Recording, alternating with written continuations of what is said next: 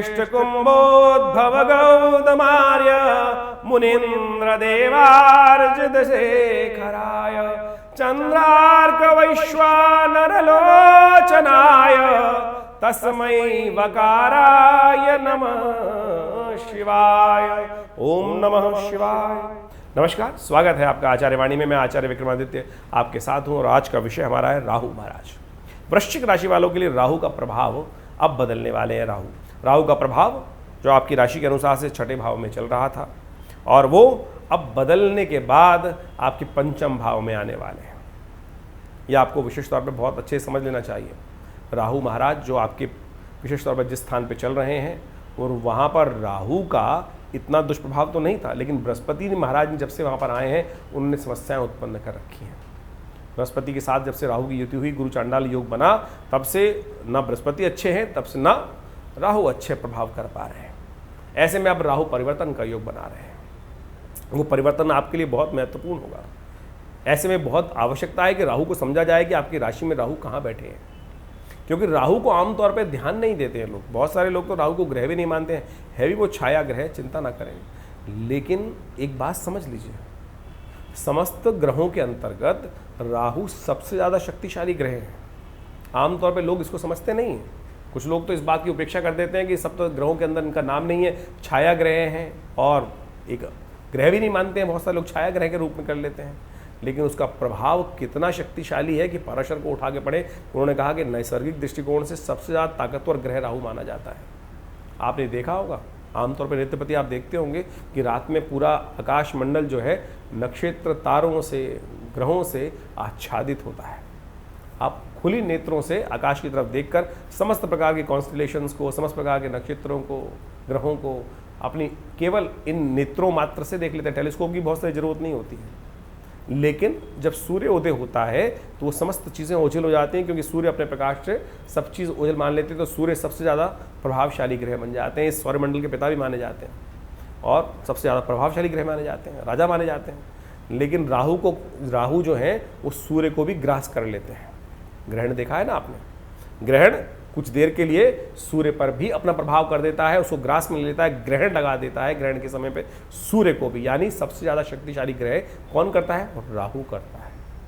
तो राहु सबसे ज़्यादा शक्तिशाली ग्रह माना जाता है, तो इसको बहुत अच्छे से समझ लेना चाहिए। राहु आपके छठे भाव में चल रहे थे। छठे भाव के चलने के कारण से क्या क्या कष्ट दे रहे थे? कई प्रकार के स्वास्थ्य के दृष्टिकोण से परेशान कर रखे थे। कई प्रभाव से विशेष तौर पर रिश्तेदार कई ऐसे होंगे जो बेकार आपके लिए पनौती बनकर उपस्थित हो गए आपके लिए जीवन में कई तरह से, और कई बार संतान को कष्ट देने के योग बनाया होगा राहु ने आपके प्रभाव से। और जब से बृहस्पति महाराज यहाँ आ गए हैं राहु के साथ, वो उन्होंने और आग में घी डालने का प्रयास किया। ऐसे में राहु के साथ अब चलते चलते गुरु चांडाल योग का निर्माण हुआ। बृहस्पति महाराज वक्री भी हो गए हैं, जो करीब करीब 4 सितंबर से वक्री हुए और रहेंगे वक्री 31 दिसंबर तक। उसके बाद मार्गी होंगे, बहुत तेजी से आगे भागेंगे। लेकिन एक समस्या अच्छी ये होने जा रही है कि राहु और बृहस्पति की युति जो है वो हटने जा रही है। जब ग्रह बदलने की तरफ जाता है तो क्या हो जाता है कि थोड़ा कमज़ोर हो जाता है, उसका प्रभाव कम हो जाता है। इसको ऐसे समझें आप कि गुब्बारे में फुल हवा भर दीजिए और जैसे उसमें छेद करेंगे तो जैसी वो हवा निकलनी शुरू होगी पूरे प्रेशर के कारण से बहुत तेज अपना प्रभाव करेगी, और जैसे जैसे वो प्रेशर कम होता चला जाएगा, वो धीरे धीरे हवा खत्म होती जाएगी, तो उसकी हवा का प्रेशर जो है वो कम होता चला जाएगा। वही सब प्रभाव मान लीजिए कि जो राहु जब ग्रह बदलने जा रहा है तो उसका प्रभाव धीरे धीरे कम हो जाता है। ऐसे में छोटा सा प्रेशर, छोटा सा उपाय भी बहुत सारी समस्याओं को ठीक करने का योग बना देता है। आध्यात्मिक दृष्टिकोण से, ज्योतिष के दृष्टिकोण से कहा जाता है कि जिस ग्रह ने जितने आपको कष्ट दिया हो आरंभ काल में और मध्यकाल में, और जाते जाते वो ग्रह कई बार भाग्य जगाने के योग बना जाता है, तो वही प्रभाव राहु का होने वाला है। यहाँ पर राहु महाराज के दृष्टिकोण से बृहस्पति के साथ युति बनाने के कारण से बृहस्पति का अपना प्रभाव जो सफलता की तरफ, कार्य सफलता की तरफ आ रहा था, वो भी नहीं हो पा रहा था। ऐसे में अब राहु का जो परिवर्तन होगा वो बहुत सुंदर होगा। राहु का प्रभाव धीरे धीरे बृहस्पति से भी हटने के योग बना रहा है, तो ऐसे में बहुत सुंदर तरीके से आप कुछ खास उपाय कर कर अपने कष्टों को दूर करने के योग बना सकते हैं। एक उपाय, सबसे पहला नोट, 3-4 उपाय हम बताने जा रहे हैं, उनको नोट कर लीजिए। बहुत सुंदर तरीके से अपने कष्टों को दूर करने के योग बना सकते हैं आप। देखिए, एक सबसे पहले समझ लीजिए कारण क्या है। एक कारण है और एक है निवारण। ज्योतिष के दृष्टिकोण से कारण भी समझ में आता है, निवारण अध्यात्म के दृष्टिकोण से उसको कर आप आध्यात्मिक जो कथाएं हैं वो निवारण की तरफ ले जाती हैं। ज्योतिष वेद का अंग है, वेदांग कहा गया, वेदांत के अंतर्गत ज्योतिष को एक स्थान दिया गया है, समस्त शास्त्रों के अंदर ज्योतिष को एक स्थान दिया गया है। वो ज्योतिष एक निराकरण विज्ञान के अंतर्गत आता है कि ये बताता है कि भाई किस कारण से कष्ट हो रहा है, समस्त और कपोल कल्पित नहीं है। बहुत सारे भ्रांति वश लोग ये भाव आपके मन में उत्पन्न कर देते हैं, अरे सब फालतू हैं। अरे समस्त कथाओं के अंदर, भागवत के अंदर, समस्त पुराणों के अंदर ज्योतिष को स्थान दिया गया है, ग्रहों की गति बताई गई है, ग्रहों की युति बताई गई है, तो कहाँ अलग हो सकता है? कुछ कथावाचक हैं, कुछ तथाकथित उपदेशक हैं जो भ्रांतिवश बहुत सारी बातें उल्टी सीधी बोल देते हैं, क्योंकि उनको खुद ज्योतिष का ज्ञान नहीं है। आज बाजारू ज्योतिषी बाजारू कथावाचक बन गए हैं। कई लोग उपस्थित कर देते हैं, अरे श्रीमद् भागवत में पढ़े, वहां पर ग्रहों का विचार किया गया है। समस्त ऐसा कोई ग्रंथ नहीं होगा भारतीय संस्कृति में जहां ज्योतिष का कोई ना कोई उदाहरण ना उपस्थित हो। तो इस बात को हमें समझना चाहिए, ज्योतिष की गणित प्रत्यक्ष चमत्कार के उपस्थित है।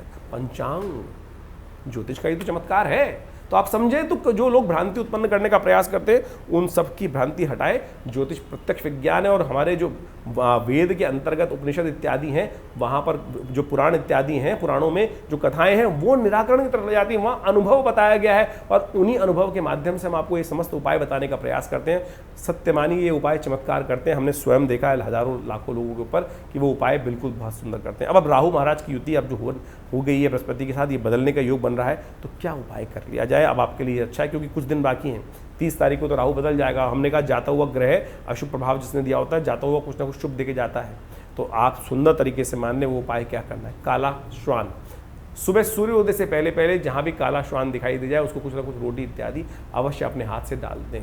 ब्रेड, रोटी ना मिल रही है तो ब्रेड रात को रख लें, बिस्कुट ला के रख लें, कुछ ना कुछ ऐसी चीज़ें अवश्य सुबह सूर्योदय से पहले ये उपाय अवश्य आप करने का प्रयास कीजिएगा। देखिएगा आपके लिए बहुत सुंदर तरीके से परिवर्तन का योग बनेगा। बहुत सुंदर तरीके से ग्रहों का योग आपको लाभ देने की स्थिति उत्पन्न कर सकता है। तो सुंदर तरीके से इस उपायों को अवश्य आप करने का विशेष तौर पर योग बना लीजिए। ये आपके लिए बहुत सुंदर उपाय है।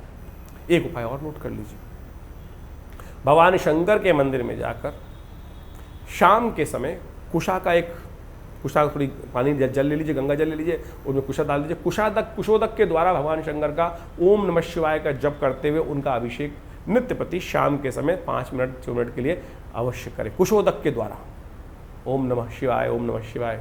स्वास्थ्य के लिए जो ग्रह योग बनाया, कष्टों को दूर करने के लिए इस उपायों को कर बहुत सुंदर तरीके से आप कष्टों को दूर करने का योग बना सकते हैं। ये सुंदर उपाय हमने बहुत सुंदर अब विशेष तौर पर प्रभाव से निकाल के रखे हैं।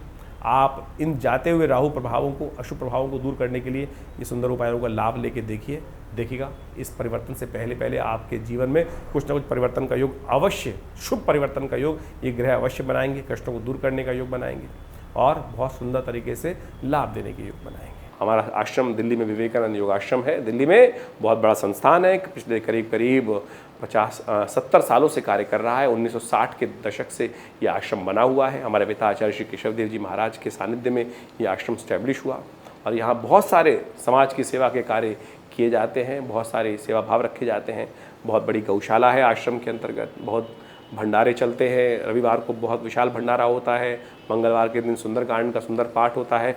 नित्य प्रति हर रोज़ करीब 8 घंटे यज्ञ रहता है आश्रम पर। आप भी हर रविवार को उस यज्ञ में भाग ले सकते हैं। इसके अलावा माँ भगवती की दिव्य प्रतिमा है जो 1947 में मुल्तान से हमारे आश्रम पे पधारी, वो प्रतिष्ठित हैं। बहुत चमत्कारी 400 साल पुरानी प्रतिमा है, भगवती की चमत्कारी प्रतिमा है, और उनका दर्शन कर लेने मात्र से समस्त कष्ट दूर होते हैं। और दिल्ली में ये विवेकानंद हॉस्पिटल योग आश्रम 100 बेड का योग प्राकृतिक चिकित्सा का हॉस्पिटल है जो कार्य क्षेत्र में है। भारत सरकार के साथ मिलकर कार्य करते हैं हम लोग, और बहुत सारे शोध कार्य करीब 100 पुस्तक के आश्रम की तरफ से प्रकाशित हैं जो भारतीय पराविद्याओं पर है। तो ये बहुत सारे कार्य हैं, हम समय समय पर करते रहते हैं। आप भी विवेकानंद योग आश्रम से जुड़े, समस्त जानकारी के लिए नीचे फ़ोन नंबर दिए हुए हैं, उनसे संपर्क साध सकते हैं। धन्यवाद, नमस्कार।